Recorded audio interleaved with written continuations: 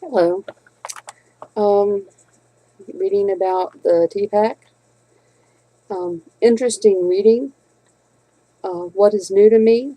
I never really thought about technology being broken down into so many parts before.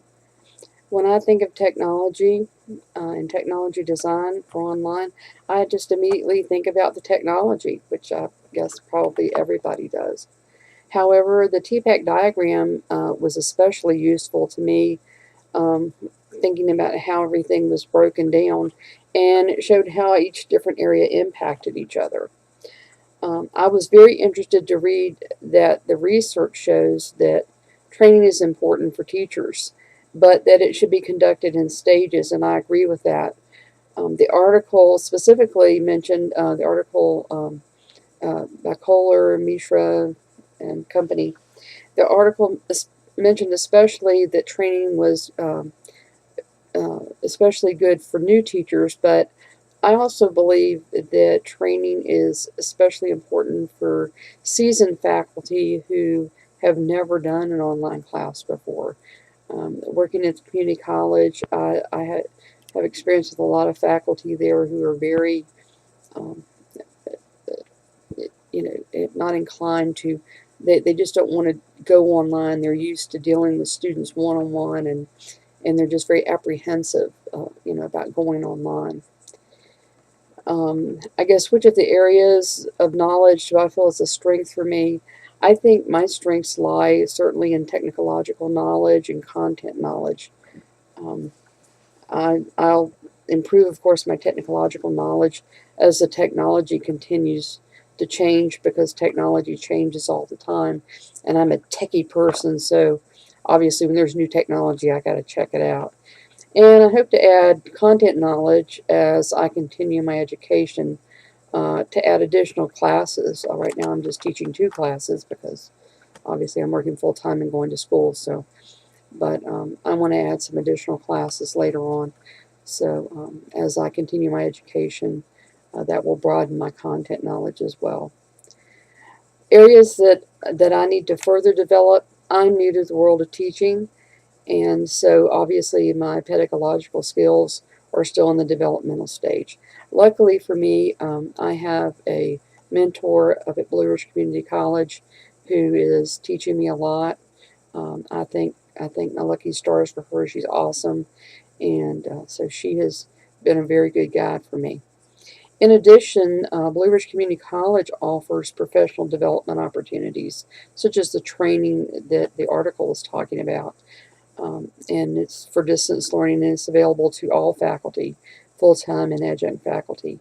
The Virginia Community College system adopted a rubric called Quality Matters, and the purpose of that is to align all course activities and assessments to ensure that our students are achieving desired learning outcomes. They also offer online workshops using Quality Matters to help faculty set up their online teaching and learning to help them with that. Also, in addition, in conjunction with Northern Virginia Community College's Extended Learning Program, they offer 2 online courses that are 16 full weeks each semester for college credit, a teaching online program course and an instructional design for online learning course. And you actually get 3 college credits for each of those classes. Those are on my bucket list. I haven't taken them yet because I wanted to get through these classes in my master's program, and then I thought I would take those later. How does TPAC impact best practices for teaching? I believe the best point that the article that Kohler wrote, the best point is that teachers not only need to be technology savvy, but they need to know what they're teaching.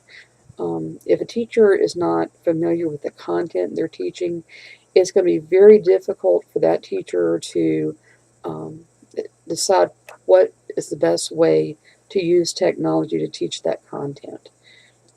That's probably the biggest thing. One of the biggest complaints I've had, that I've heard, is that, well, gee, the only thing they're doing is putting their lectures online. That's really boring. And that's all you see is somebody in a lecture hall standing off to the side giving their lecture. And they want to see something more than that. And so they really need to know their subject and then be able to kind of figure out how to draw that out just a little bit. And they need to know, like I said, additional strategies. And that comes from experience, that comes from, again, thinking outside the box. For teachers, it's going to require additional training in technology, in instructional design, for online technology. And again, they're going to just need to know their content.